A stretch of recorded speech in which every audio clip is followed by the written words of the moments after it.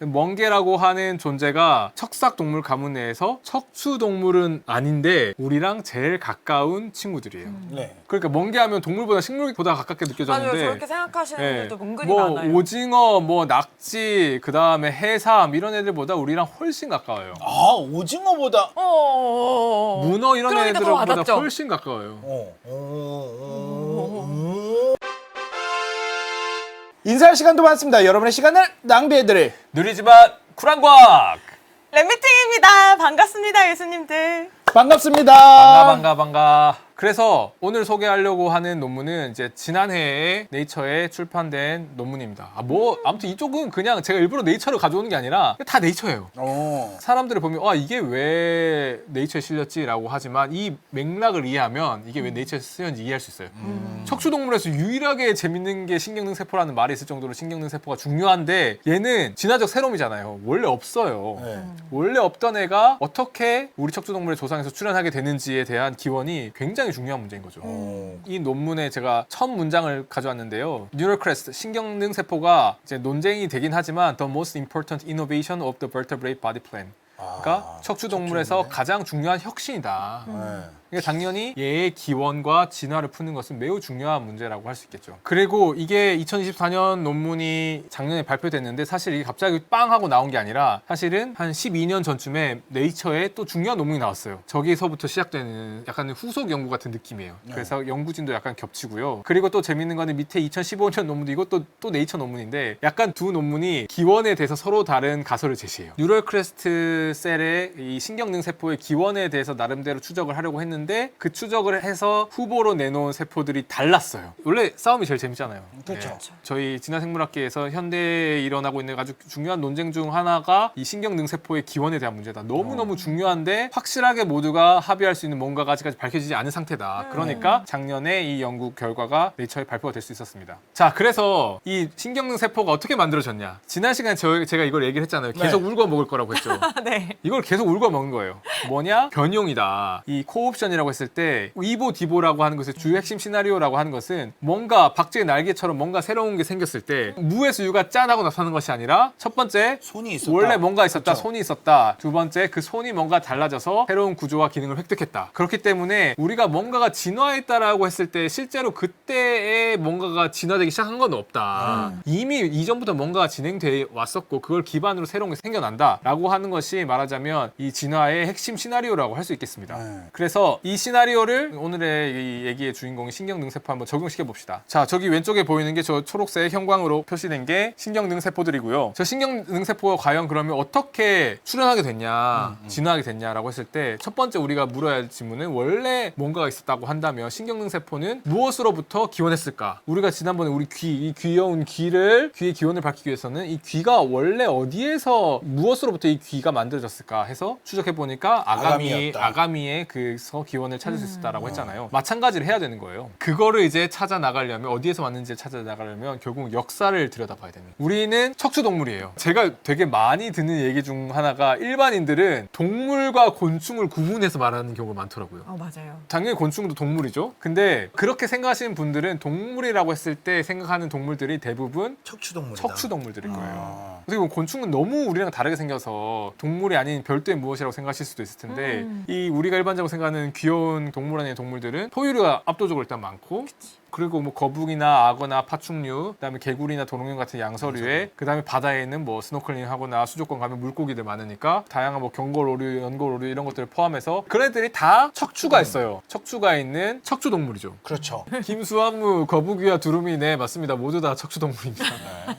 그럼 이 척추동물이라고 하는 가문이 어떻게 진화했는지를 봐야 돼요. 이 척추동물은 대략적으로 한 5억 2천만 년 전쯤에 진화했을 거라고 생각을 해요. 그리고 기본적으로 이 척추동물들은 이 신경능 세포를 다 가지고 있어요. 그런데 이 우리가 척추동물이라고 하는 분류구는 문이 아니에요. 그 옛날에 그건 기억나세요? 종속, 과목, 강문계 배운 거요? 네. 종속, 과목, 강, 문, 개 했을 때 개는 제일 높은 이제 킹덤이라고 요즘 잘 안 쓰지만 이 킹덤은 우리는 예를 들면 동물의 왕국이죠. 애니멀 킹덤, 애니멀리아라고 불리는 동물개고요. 그 바로 밑에 분류 단위가 문이에요. 선충, 선형 동물문에 속해요. 곤충, 절지 동물문에 속해요. 그럼 우리 인간은 무슨 문에 속하냐? 척추 동물문이 아니에요.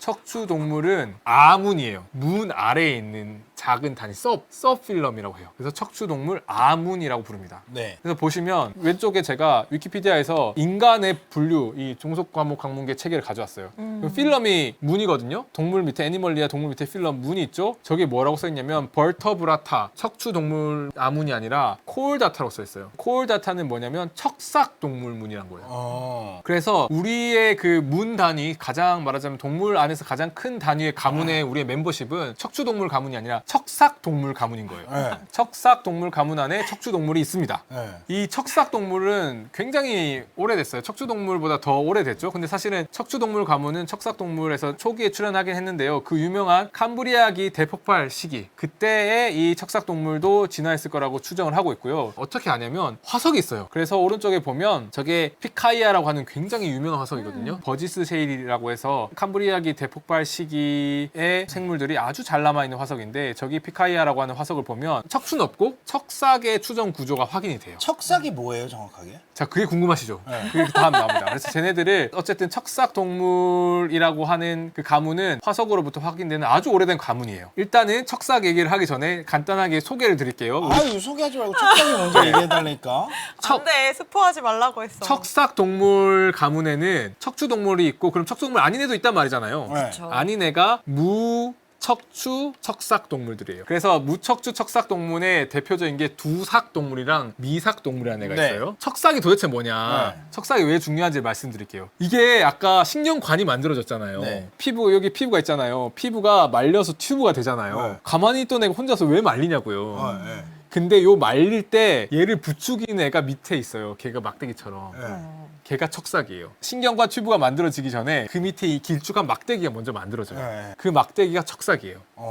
배후가 있었던 거지. 근데 그 척삭이 언제 만들어지냐? 신경관이 만들어지기 직전에 이 주머니, 누가 찌르는 것처럼 주머니가 만들어질 때 그 과정에 그 빨간색 아까 만들어졌잖아요. 걔에서 척삭 막대기가 만들어집니다. 네. 그래서 다시 보여주시면 자 저기 보면 제가 노토 코드가 척삭이거든요. 노토 코드를 표시해놨어요. 노토 코드 위치를 보세요. 저 아까는 놓치셨을 텐데 저기 튜브 밑에 동그란 게 있죠. 네. 네. 저게 이렇게 횡으로 길게 있는 거예요. 저 막대기가 위에 이 튜브를 만든 신호를 보내가지고 튜브를 만들게끔 합니다. 저렇게 해서 저기 밑에 그림 보시면 왼쪽에 하늘색 막대기가 있죠. 그 막대기가 척삭이에요. 아 저게 지금 그림이 자른 거예요. 단면도 보여주는 거예요. 네. 머리랑 꼬리랑 길죠? 막대기가 있어요. 막대기 그 방향이 머리, 꼬리 방향이에요. 하늘색이 저 척삭 막대기고요. 척삭 막대기가 주변에 이제 척추가 형성돼서 나중에는 얘가 퇴화해요. 왼쪽에는 하늘색 막대기 있었는데 오른쪽에 보면 약간은 이 디스크 같은 구조만 남죠. 네. 그래서 디스크가 척삭이에요? 그래서 저기 보면 척삭이 추간판 디스크에서 가운데 수액이라고 하는 부분이 있어요. 예, 척삭이 퇴화된 게 저거예요. 아, 척삭이 원래는 척수랑 뇌 만들기 위해서 신경관 유도한 역할을 하고 발생 과정에서 이 막대기는 척추로 사실은 대체가 되고 추간판 디스크의 가운데 수액 부분으로 이제 퇴화가 돼 있습니다. 우리는. 그래서 그랬어? 척삭 동물이라고 하는 애들은 척추는 없더라도 저 막대기, 신경관을 유도하는 막대기는 모두 만들어요.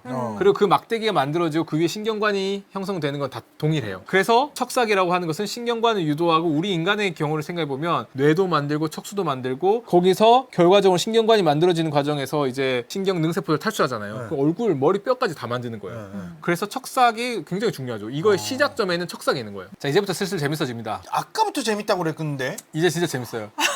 척추동물 알겠죠? 네. 근데 방금 제가 말했잖아요. 우리는 척삭동물 가문에 속해 있고 척삭동물 가문에는 척추가 없는 척삭동물도 있다. 네. 걔는 도대체 어떻게 생겼을까? 어. 어류, 뭐 파충류, 뭐 조류 이런 애들 아니란 거예요. 그래서 하나 보여드릴게요. 네. 보여주시면 이 척추동물 가문을 봤을 때 저게 이렇게 나무 가지 모양으로 쳐 있잖아요. 네. 엔세스터가 있죠? 엔세스터 시작하면 나무 가지가 제일 처음에 갈라지고 났을 때 형성된 가문이 저기 제일 위에 있는 가문이 두삭동물 가문이에요. 네. 두삭동물 가문의 뜻은 머리까지 척삭이 쭉 뻗어 있다는 뜻이에요. 네. 근데 쟤는 척삭은 있고 척추는 없습니다. 네. 그래서 무척추 척삭동물로 볼 수 있어요. 제 제일 대표적인 애가 창국이라는 애입니다. 쟤 아직도 있어요? 네. 네. 지금 현생 생물이에요. 아, 네. 살아있어. 이렇게 해서 왼쪽처럼 생겼어요. 희한하지 않아요? 그럼 쟤는 뼈가 없어요? 뼈 없죠? 쟤는 그럼 그냥 먹어도 되겠네요? 창국이는요 보시면 우리 물고기는 다 뇌 있고 뭐 얼굴에 뼈 있잖아요. 네. 쟤는 머리가 없나? 창고기는 뇌도 없고 두개골도 없어요. 머리가 없는 물고기예요. 그래서 오른쪽에 해부도를 보시면 저렇게 생겼어요. 그래서 물을 걸러 먹어요. 저기 주둥이에서 이렇게 촉수 같은 거 나와 있죠. 오. 여과 섭식자예요. 그래서 물을 걸러서 물 안에 들어가 있는 플랑크톤 같은 거를 이렇게 아가미 쪽에서 걸러서 그거를 장 쪽으로 넣어서 먹습니다. 그리고 보면 척삭 있죠. 쟤는 다 커도 척삭이 남아 있어요. 오. 우리처럼 뭐 추간판 디스크 안에 이렇게 후퇴하는 것이 아니라 척추가 없는 대신에 여전히 척삭이 말하자면 어떤 몸의 이 지지 구조를 형성하고 있습니다. 와, 머리부터 신기하네. 꼬리까지 쭉. 그래서 오히려 우리보다는 척삭의 구조가 훨씬 선명하게 드러나는 생물이에요. 오. 근데 여기서 진짜 중요한 게 뭐냐면 우리가 이것저것 먹방을 찍을 수 있는 이유는 뭐예요? 입이 있어요. 입이 있죠. 네. 뼈가 있잖아요. 네. 그쵸. 우리 입에 딱딱한 구조, 뼈 구조가 하나도 없다고 생각해 보세요. 뭘 먹을 수가 있겠어요? 액체. 그러니까 이 얼굴, 머리라고 하는 구조가 진화를 했기 때문에 신경능 세포가 이 얼굴의 뼈와 치아 뭐 이런 것들을 만드는데 기여를 하기 때문에 우리가 뭔가를 잡아먹을 수 있는 거예요. 그렇죠. 그러니까 원래는 우리 조상은 아마도 아까 피카이아가 쟤랑 되게 비슷하게 생겼는데 저런 여과 섭식자였을 가능성이 크다고 생각해요. 그러니까 물을 걸러서 먹는, 물을 걸러서 그 안에 들어있는 미생물을 먹는 존재였는데 물고기들도 뭐 이렇게 잡아먹잖아요. 뭔가를 잡아먹으려면 사실은 이런 얼굴이 만들어져야 된다는 거예요. 네네네. 그래서 신경능 세포의 진화, 제4배의 진화와 이 얼굴이라고 하는 구조의 진화 덕분에 뭔가를 잡아먹는 포식자로서의 척추 동물들이 진화할 수 있었다. 아, 씹어야 되니까. 네. 왜냐면 우리 인간들은 이제 화식을 해가지고 사실은 되게 두개골이 작아지고 턱도 작아졌는데 그 유인원들 보면 고릴라, 오랑우탄 뭐 이런 거 보면 엄청 크잖아요. 엄청 크죠, 턱뼈 엄청 같은 커요. 턱뼈가 이만하잖아요. 그러니까 걔네들은 이제 생식을 해야 되니까 날고기. 날 것을 고기를 많이 먹진 않지만 네, 생식을 해야 되니까 이런 것들을 되게 얼굴의 뼈라고 하는 것이 아주 강건해야 됩니다. 네. 그래서 이런 생태적으로 왜 이 얼굴의 진화, 머리라고 하는 뉴 헤드의 진화가 중요하냐? 프레데터리, 그러니까 포식할 수 있는 어떤 새로운 생태적 전략을 진화하는데 아주 중요한 해부적인 구조이자 발생적인 혁신이었다라고 할 수 있는 거죠. 자, 그러면 두삭이 있었고 미삭이죠. 두삭 있고 미삭 있잖아요. 네. 그 두삭 동물이 척삭 동물 가문에서 머리까지. 가장 처음으로 갈라져 나온 가문이에요. 네. 사실 가장 오래된 가문이라고 봐도 돼요. 왜냐하면 네네. 나머지 가문들은 그 이후에 갈라져서 형성이 되기 때문에. 네. 그러면 두삭 동물은 저렇게 어떻게 보면 우리랑 굉장히 다르게 생겼고 우리가 생각하는 머리 제대로 된 머리 구조가 없어요. 네. 그럼 그 사이에 있는 미삭 동물은 어떨까? 척추 동물과 가까운 미삭 동물은 어떨까? 미삭 동물은 뜻이 뭐예요? 미삭 동물은 척삭이 머리 끝까지 있지 않고 꼬리 쪽에만 있어서 미삭, 꼬리미. 네. 어두육미 할 때. 생각했는데. 네. 아, 오케이. 우리가 배가 고픈가 봐요, 지금. 그쵸? 미삭 보도록 하죠. 동물이 누굴까요? 두구두구두구두구두구. 자, 드디어 나왔습니다. 네. 얘네가 미삭 동물이에요.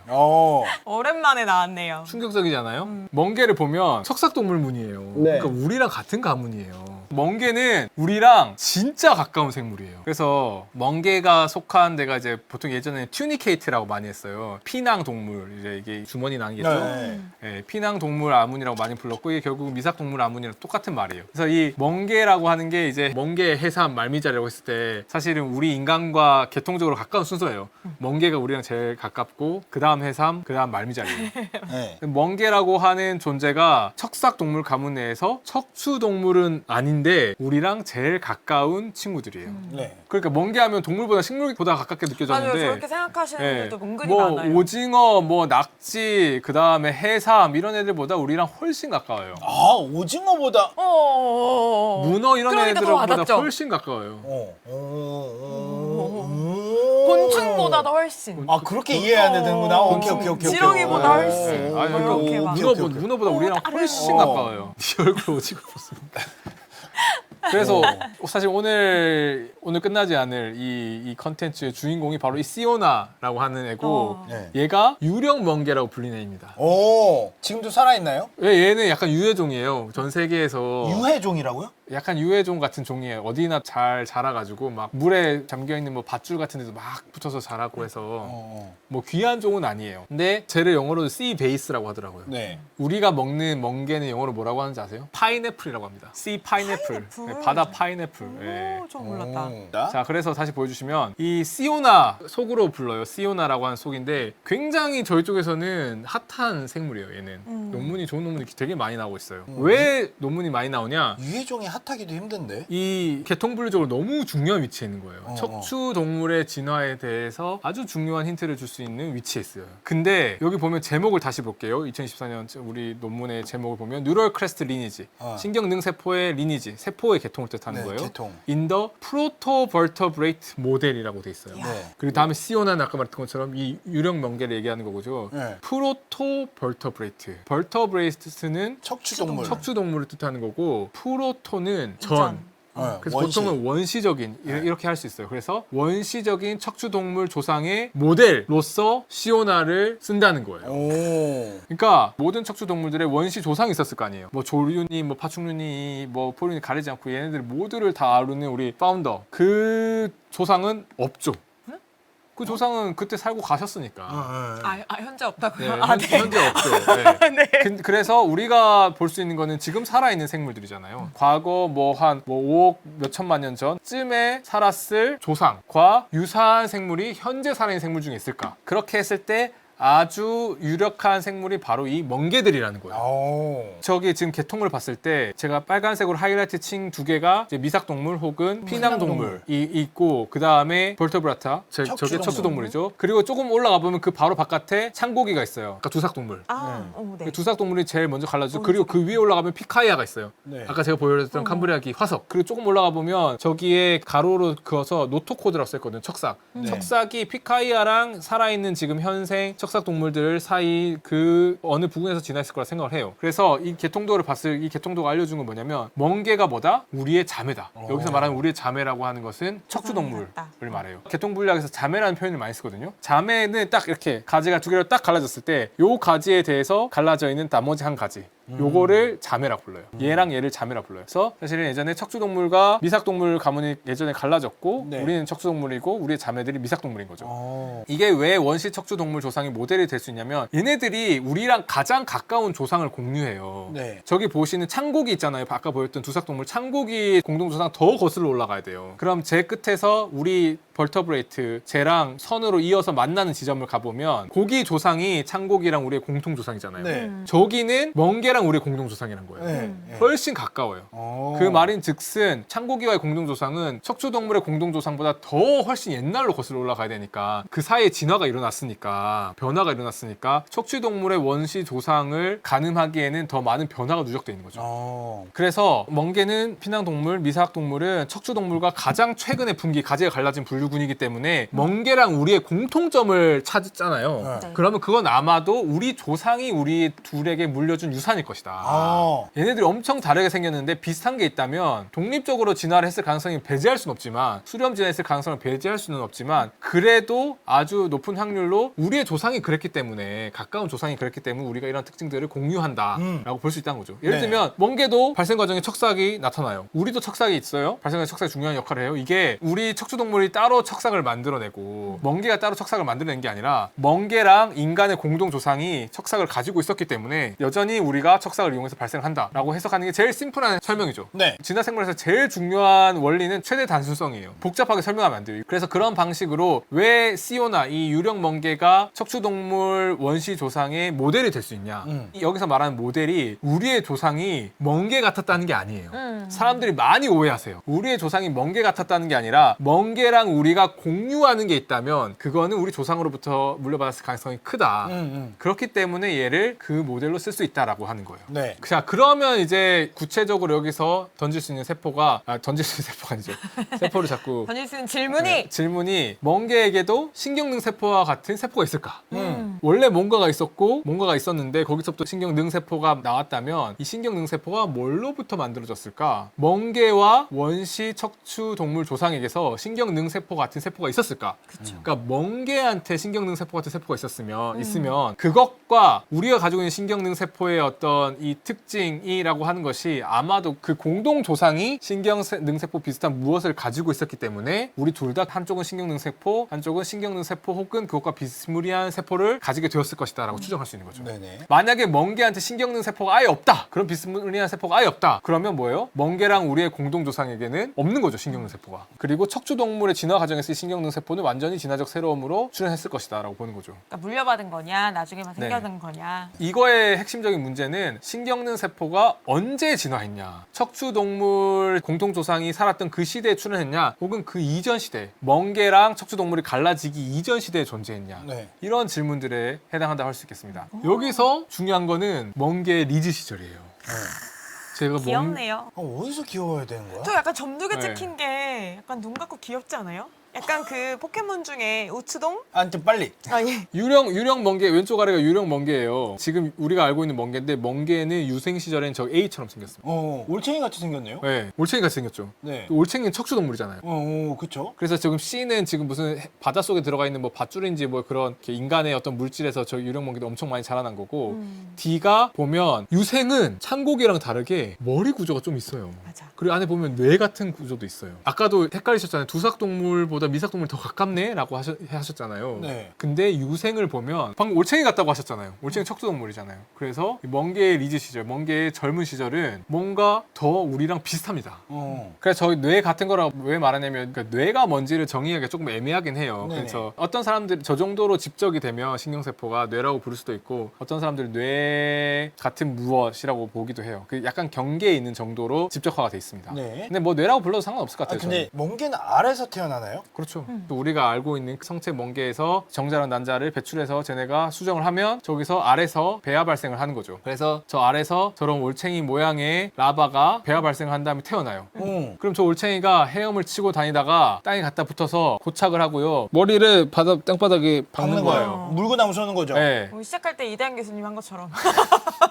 제가 이거 예고편이었군요. 아. 네, 예고편이었습니다. 그래서 저렇게 박으면 실제로 이제 머릿속에 있는 그런 아까 뇌 같은 부분들이 녹아내립니다. 디제너레이션 됩니다. 네네네. 그래서 이제 제가 생각했을 때 이 멍게의 발생이 좀 재밌는 점은, 저희 실험실에서 해파리를 키우잖아요. 네. 해파리랑 비슷한 측면이 있는데 순서가 좀 뒤바뀌어 있어요. 해파리는 정자랑 난자가 수정을 해서 수정란이 만들어지면 마찬가지로 이제 꼬물꼬물 거리는 유생이 만들어져요. 이 유생이 바닥에 붙어서 폴립이라고 하는 구조를 만들어요. 네. 얘는 고착형 생활을 해요. 근데 얘로부터 얘가 변태해서 우리가 알고 있는 해파리가 나와요. 근데 그 해파리는 말하자면 수영을 하죠. 그러니까 네. 고착형에서 시작해서 수영을 하는 단계로 성숙을 해요. 근데 멍게는 반대로 유생이 프리 스위밍, 헤엄을 치는 단계에서 고착하는 단계로 생활사가 진행이 돼요. 오케이. 무슨 말인지 알겠습니다. 그래서 저기 왼쪽은 이제 성체고 오른쪽은 유생이라고 했을 때, 저 유생을 보면 노토코드, 미삭동물이라고 했잖아요. 네. 척삭이 쭉 뻗어 있는 구조가 보이시죠? 네네네. 척삭이 쭉 뻗어 있고 그 위로 신경관에서 형성된 이 신경 다발들이 있고요. 그 앞쪽에 말하자면 이 두뇌처럼 꽤 집적된 뇌 구조가 있는데, 멍게 유생이 자리를 잡으면 그 부분이 퇴화해요. 머리 부분이 퇴화하고 이제 말하자면 몸통 부분이 커지면서 우리가 알고 있는 그 멍게의 구조가 되고, 거기로 네. 이제 물을 걸러 먹는 거예요. 물을 걸러서. 네네네. 자, 그래서 요걸 봤을 때 아까 말씀드렸던 것처럼 저기 오른쪽에 보이는 이 척추동물이랑 미삭동물이랑, 척추동물도 아문이고 미삭동물도 아문이에요. 그래서 말하자면 척삭동물 내에서 가장 최근에 갈라진 자매관계인데요. 이 자매관계라고 했을 때 멍게가 우리 조상 같지 않은 이유는, 멍게가 진화를 많이 했다는 표현이 그렇지만 이거를 전문적인 용어로 하면 derived trait이라고 해서 특정한 계통에서 새롭게 이볼루셔너리 노블티를 엄청 많이 축적했어요. 진화적 새로움을 엄청 많이 축적했어요.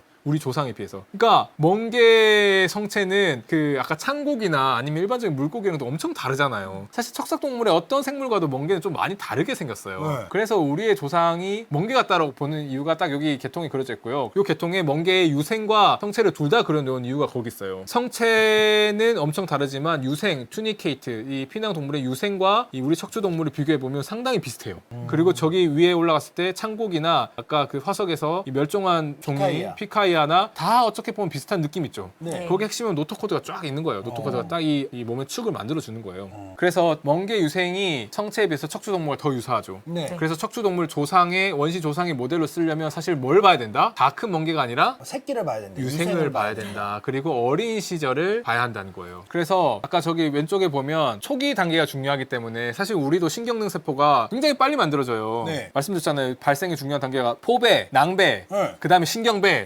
신경배 형성 과정에서 벌써 초기 과정에 벌써 신경능 세포가 튀어나온답니다. 네네네. 나오는 거예요. 그렇기 때문에 마찬가지로 이 멍게 유생이 우리 척추동물랑 비슷하다면 이 신경능 세포 같은 애들이 초기에 형성이 될까를 확인해봐야 되는 거죠. 그렇죠. 그래서 보여드리는 게 저기 딱 엠브리오 수정해가지고 배아 발생이 진행되는 요 시기에 과연 신경능 세포 같은 게 만들어질까?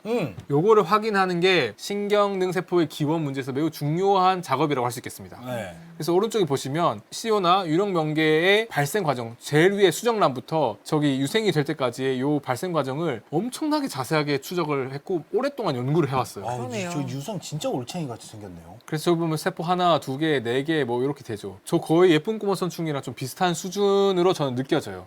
그래서 저거를 잘 들여다보면 신경능 세포의 기원에 대한 중요한 단서가 나올 거라는 겁니다. 네. 자, 그러면 어떻게 다 찾을까? 네이처네, 다. 여기서 신경능 세포 같은 세포를 이 유령 멍게의 초기 발생 단계에서 찾으려고 했어요. 그러면 신경능 세포를 언제 찾아야 될지는 알았죠? 빨리 찾아야 돼요. 빨리 찾아야지, 그렇지. 배아 발생 초기에 네. 유생이 만들어지는 시기에 찾아야 돼요. 그 다음에 물어봐야 될 건 어디서 얘네들이 세포가 만들어지냐는 거예요. 그렇지. 어디서 찾아야 될까요? 이 신경능 세포는 지금 저기 오른쪽에 다시 신경관이 만들어지는 과정을 제가 보여드린 건데 마지막에 다칠 때 탈출하는 세포들이잖아요. 그렇죠, 그렇죠. 걔가 뭐냐면 요 두툼해지는 뉴럴 플레이트라고 하는데 이게 신경관이 되는 두툼해지는 외부엽 부분을 껍데기 부분을 뉴럴 플레이트라고 하는데 그 플레이트의 경계에 있는 부분이 엄지손가락에 있는 부분이 이렇게 다칠 때 여기 있는 세포들 탈출하는 거잖아요. 이렇게. 그러니까 뉴럴 플레이트가 요거면 여기 있는 판의 경계에 있는 세포들을 봐야 되는 거예요. 네. 그래서 그 세포들을 추적해 본 거예요. 네. 미래에 붙을 세포들. 네. 그래서 신경능 세포라고 하는 거는 신경판의 경계에서 만들어지기 때문에 당연히 튜니케이트 미삭 동물도 신경관이 만들어 신경배 형성 과정을 한단 말이에요. 척삭이 형성되고. 그래서 신경판이 만들어지기 때문에 그 신경판의 경계에 신경능 세포 같은 게 있는지를 본 거예요. 그래서 특별한 세포들을 발견했습니다. 네.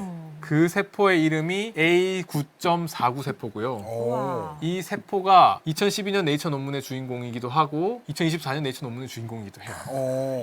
A9.49. 네. 그러니까 얘를 둘러싼 어떻게 보면 논쟁이 진행되는 과정이라고 볼 수 있습니다. 근데 세포 이름이 이상하잖아요. A9.49는 뭐예요? 왜 A9.49일까? 네, 그러니까요. 네, 이게 멍게 연구, 발생 연구의 어떤 역사이자 묘미입니다. 그래서 왼쪽에는 실제로 수정란이 발생이 진행되는 과정을 말하자면 3차원 이미지로 보여주는 거고요. 오른쪽 위에는 뭐냐면 세포의 족보예요. 저거는 예쁜 꼬마 선충 하는 사람들은 엄청 자주 보는 유형의 그림이에요. 저 족보를 보면 첫 번째 세포에서 수정란이죠. 1번 세포 수정란이죠. 하나. 네. 수정란이 세포 분열 한 번 하고 두 개로 갈라지고 그 다음에 또 갈라지고 또 갈라지고 또 갈라지고 해서 새로운 세포들을 만들어냈죠. 포배가 형성되는 과정에 그 세포들 하나하나에 이름을 붙인 거예요.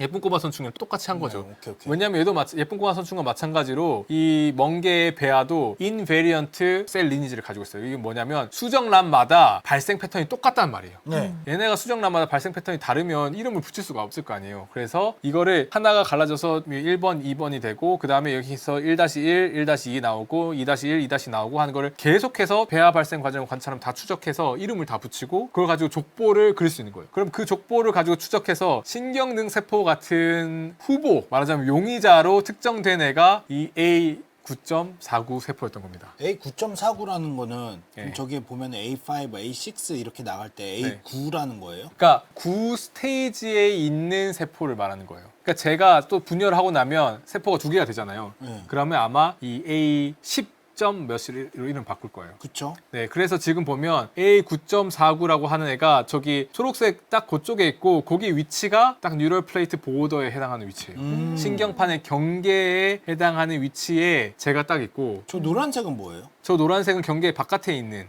그래서 다른 유전자들 켜고 있어요. 네. 유전자 얘기로는 최소화하려고 한 건데 우리 척추동물의 신경능 세포에서 켜진 유전자들을 알고 있잖아요. 네. 걔네들 유전자 마커라고 부를 수 있는데 신경능 세포의 마커라고 부를 수 있는데 저 초록색 A9.49 세포가 이 신경능 세포와 유사한 세포로 추정된 이유는 그 마커 유전자들 저기 켜져 있어요. 그러니까 발생에서의 어떤 구조적으로 봤을 때 신경능 세포는 요 신경판의 경계 부분에서 형성이 되는데 거기에 있는 세포가 실제로 척추동물에서 알려진 신경능 세포의 유전자들을 켜고 있다는 거는 얘가 아마도 비슷한 종류의 세포일 가능성을 강력하게 지지하는 거죠.